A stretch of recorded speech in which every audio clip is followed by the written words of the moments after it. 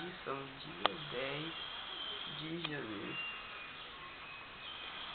E ontem tem dia 10, tem 10 dias. Não, 10 dias não. Tem 5 dias que estamos aqui em Salvador, na casa da tia Inês, família Bueno. Durante esses 10 dias, comemos comidas diferentes para o nosso estômago.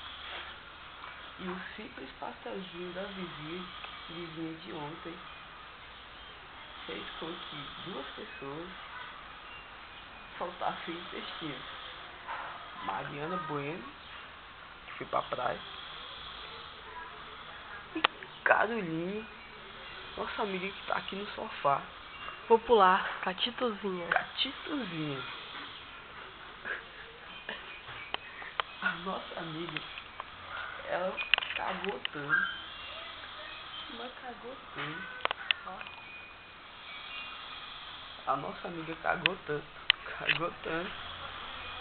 que esse simples movimento de levantar e ir ao banheiro, sentar e defecar, acabou com a noite dela, deixando a Catitozinha muito cansada.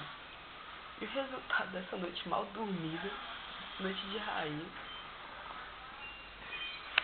é esse barulhinho bonitinho que vocês estão escutando. A Catitozinha dorme de boca aberta.